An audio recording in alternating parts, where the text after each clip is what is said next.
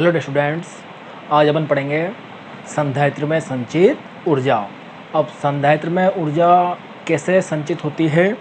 देखो, संधारित्र के अंदर जो ऊर्जा संचित होती है वो होती है विद्युत ऊर्जा। अपन ने पढ़ा है पहले जो आवेशों का निकाय है या आवेशों की संरचना है। अब आवेशों की जो संरचना बनानी है, मतलब जो आवेश है उस आवेश को जब अपन अनंत से किसी बिंदु तक ला रहे हैं और ये अपन ने यहाँ पर आवेशों का निकाय बनाया, आवेशों की संरचना बनाई। तो ये जो आवेशों की संरचना है इसमें भी क्या होती है, स्थितिज ऊर्जा संचित होती है। जो वो स्थिति ऊर्जा क्या होती है, वो स्थिति ऊर्जा उन सभी कार्यों के योग के बराबर होती है जो अपन को आवेशों को अनंत से किसी बिंदु तक लाने में किया गया कार्य है। ऐसे ही जो संधारित्र है ये समांतर प्लेट संधारित्र है। अब समांतर प्लेट संधारित्र है, इसको अपन बैटरी से जोड़ेंगे। बैटरी से जोड़ने पर इधर तो अपने पास धनात्मक आवेश आएगा और इधर अपने पास ये ऋणात्मक आवेश आ जाएगा। ये हो गया प्लस क्यू, इधर ये माइनस क्यू। अब ये हो गया अपने पास समांतर प्लेट संधारित्र। अब अपन को ये ज्ञात करना है कि जो संधारित्र है इसमें जो ऊर्जा संचित है वो क्या है।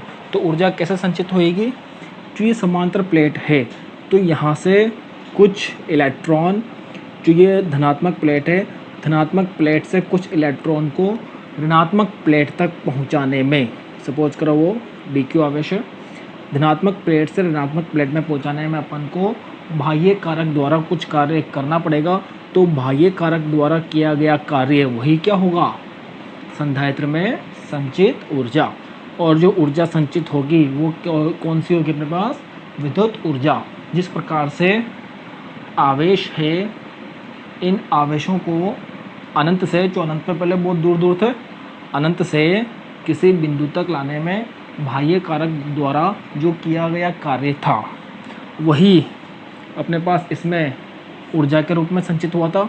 वैसे ही ये समांतर प्लेट संधारित्र है, इसके अंदर भी जो ये बाह्य कारक आवेश को, इलेक्ट्रॉन को इस धनात्मक प्लेट से ऋणात्मक प्लेट में पहुंचाएगा, वही कार्य अपने पास क्या होगा, संधारित्र में संचित ऊर्जा के रूप में। अपन जानते हैं जो विभव है, अपन को ऊर्जा निकालनी है। ऊर्जा निकालने के लिए अपन कार्य निकालेंगे। तो कार्य कैसे निकलेगा, देखो V होता है अपने पास dW अपॉन dQ। ये अपन यहाँ से यहाँ तक लाए, जो कार्य किया, यहाँ से ये dW क्या हो गया, V dQ। अब अपन संधारित्र के लिए बात कर रहे हैं, तो यहाँ पे ये आवेश है, तो आवेश के रूप में विभव को निकालेंगे अपन। तो आवेश के रूप में विभव को निकाला तो अपन जानते हैं आवेश के रूप में विभव क्या होता है, Q इक्वल टू होता है CV। तो यहाँ से V हो जाएगा Q अपॉन C। इस V का मान अपन यहाँ रख देंगे, तो dW equal to Q upon C और ये dQ। अब ये dW है तो यहाँ से W क्या होगा, ये इसका समाकलन हो जाएगा Q अपॉन C dQ। अब देखो धीरे धीरे आवेश धनात्मक प्लेट से ऋणात्मक प्लेट में आ रहा है, परंतु प्रारंभ में क्या था, आवेश बिल्कुल भी नहीं आ रहा था। तो प्रारंभ में आवेश कितना आ रहा था, 0। पर बैटरी से कनेक्ट किया तो अपने उस बाह्य कारक द्वारा इस आवेश को धनात्मक प्लेट से ऋणात्मक प्लेट में ले जा रहे हैं, और बाद में जो कुल आवेश आया वो कितना आया, अपन मान लेते हैं कैपिटल Q। तो आवेश जो परिवर्तित हुआ, स्थानांतरित हुआ, वो कहाँ से कहाँ हुआ, 0 से कैपिटल Q तक। तो यहाँ से ये W निकलेगा 1 अपॉन C हो गया, ये 0 से Q dQ। अब जब इसका अपन समाकलन करेंगे तो अपन जानते हैं समाकलन क्या होता है। समाकलन होता है, देखो x की पावर n dx, ये होता है x n plus 1 upon n plus 1। वैसे ये Q और dQ है, तो यहाँ से कार्य हो जाएगा 1 अपॉन C 0 टू, ये तो अपने समाकलन करना है। अब तो हो जाएगा Q, ये यहाँ पे Q की घात कितनी है, 1, तो 1 प्लस 1 अपॉन 1 प्लस 1, और जो सीमा होगी वो क्या होगी, 0 से Q। तो यहाँ पे ये बन जाएगा W equal to 1 upon C Q square upon 2, सीमा होगी 0 से Q। और यहाँ पे 1/2c, टू अपने पास एक अंक है तो ये बाहर आ गया, और यहाँ पे हो जाएगा क्यू स्क्वायर 0 से क्यू। अब यहाँ पे सीमा रख देंगे 1/2c, ये हो जाएगा उच्च सीमा माइनस निम्न सीमा। तो ये जो अपने पास कार्य बना, ये कार्य अपने पास क्या आएगा, W = Q²/2c। और यही कार्य किसके रूप में संचित होता है, ऊर्जा के रूप में। तो U = W, तो यहाँ से ये आ गया U = Q²/2c। ये तो है इसे, इसको अपन अलग अलग ग्रुप में भी लिख सकते हैं। अलग अलग ग्रुप में कैसे देखना, चूँकि Q = CV, तो इस Q का मान अपन यहाँ रख देंगे, तो U = हो जाएगा CV²/2c। तो U = C²V²/2c, C से ये कैंसिल, तो U = 1/2CV²। तो ये तो है अपने पास Q और C के रूप में, ये आया C और V के रूप में। अपन इसको Q और V के रूप में भी ज्ञात कर सकते हैं। Q और V के रूप में कैसे ज्ञात करेंगे, देखो ये हो जाए U = 1/2C और CV, तो यहाँ पे जो ये CV × V ना, तो VV, जो ये CV है, ये CV क्या है अपने पास Q, तो U हो गया 1/2QV।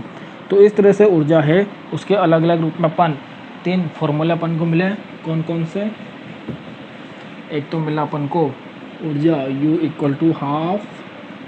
1/2Q²/c, एक मिला अपन को 1/2 इधर ये CV², और इधर मिला अपन को U = 1/2QV। तो ये है अपने पास संधारित्र में संचित ऊर्जा। अपन ये देखें, ये तो अपन ने एक संधारित्र लिया, पर इसके पहले अपन ने क्या पढ़ा, संधारित्र का संयोजन। तो अपन ये देखें कि जो संधारित्र का संयोजन है उसमें जो संचित ऊर्जा है वो किस प्रकार से होगी। तो अपन बात करते हैं पहले श्रेणी क्रम संयोजन में। श्रेणी क्रम संयोजन में संचित ऊर्जा, अपन जानते हैं श्रेणी क्रम संयोजन में जो कुल धारिता है वो कुल धारिता कितनी है, 1/CS = 1/C1 + 1/C2 + 1/CN। अब जो श्रेणी क्रम संयोजन है, श्रेणी क्रम संयोजन में जो आवेश की मात्रा है वो आवेश की मात्रा क्या होती है, एक समान। तो इन तीनों में अपन कौन सा सूत्र काम में लेंगे, इन तीनों में देखो इसमें भी आ रहा है, पर श्रेणी क्रम में वोल्टता अलग अलग होती है, यहाँ पर भी वोल्टता आ रही है, वोल्टता अलग अलग होती है। यहाँ पे धारिता C अपने पास है, आवेश का मान क्या होता है, एक समान। तो श्रेणी क्रम संयोजन में आवेश का मान एक समान होता है, तो अपन ऊर्जा के लिए ये वाला रूप लेंगे। तो कुल ऊर्जा क्या हो जाएगी श्रेणी क्रम संयोजन में, ये श्रेणी क्रम संयोजन में सीरीज के लिए US, तो 1/2 आवेश का मान समान है अपॉन CS, श्रेणी क्रम के लिए CS आ गया। तो US = 1/2Q²। अब देखो ये एक तरह से 1/CS है, तो 1/CS की जगह अपन ये वैल्यू रख सकते हैं, तो ये आएगा 1/C1 + 1/C2 + 1/CN। अब ये अंदर गुणा होगा, US = 1/2Q²/C1 + 1/2Q²/C2 + 1/2Q²/CN। तो ये आ गया। अब देखो जो संधारित्र है वो श्रेणी क्रम में जुड़े हुए थे, ऐसे मान लो n संधारित्र C1 C2 CN। तो प्रत्येक संधारित्र के अंदर अपन ऊर्जा की बात करें, सपोज करो इसके अंदर U1 है, इसमें U2 है और ऐसा ही इसमें UN है। तो यहाँ पर अपने पास ये प्रथम संधारित्र में ऊर्जा जो होगी वो क्या होगी, U1, द्वितीय में U2 और ऐसे ही UN। इसका मतलब जो संधारित्र है वो श्रेणी क्रम में संयोजित है, तो संपूर्ण परिपथ के अंदर जो कुल ऊर्जा संचित होगी वो क्या होगा, उन सभी ऊर्जाओं के योग के बराबर जो प्रत्येक संधारित्र में संचित है। ये तो हुआ श्रेणी क्रम। इससे अपन बात करें समांतर क्रम, समांतर क्रम संयोजन। अब समांतर क्रम संयोजन में क्या होगा, देखो समांतर क्रम संयोजन में ये CP पैरेलल, इसमें जो कुल धारिता होती है वो क्या होती है, C1 + C2 + CN, ये आएगा। अब जो समांतर क्रम संयोजन में अपन को कुल ऊर्जा निकालना है, तो अपन जानते हैं समांतर क्रम संयोजन में जो वोल्टता है उस वोल्टता का मान क्या होता है, एक समान। तो यहाँ पे अपन सूत्र कौन सा लेंगे, आवेश अलग अलग होता है समांतर क्रम में, तो इन दोनों में आवेश आ रहा है ये तो नहीं लेंगे, वोल्टता एक समान है तो अपन ये वाला सूत्र काम में लेंगे।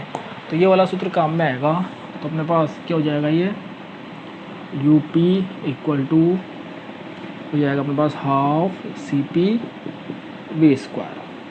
तो समांतर क्रम के लिए अपन ने यहाँ पे जो ये कुल ऊर्जा है समांतर क्रम संयोजन में, तो कुल ऊर्जा के लिए अपने पास यहाँ क्या, कुल धारिता।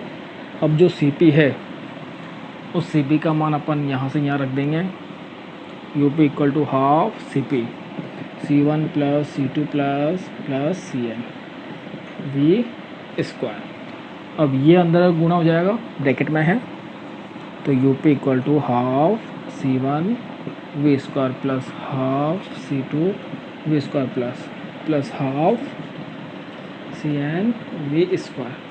अब देखो ये अपने पास इतने सारे एडिशन आ गए, मतलब ये क्या है, जो समांतर क्रम में संधारित्र जुड़े हुए थे, जैसे ये समांतर क्रम में है,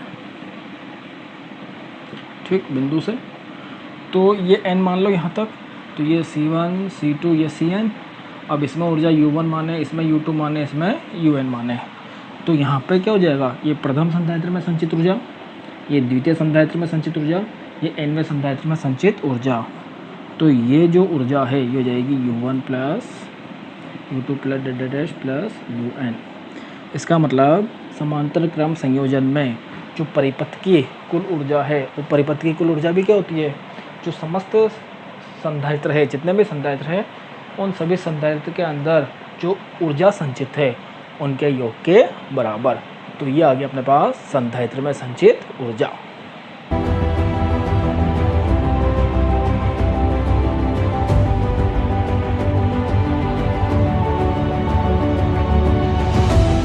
नेक्स्ट अपन देखेंगे समांतर प्लेट संधारित्र में ऊर्जा घनत्व।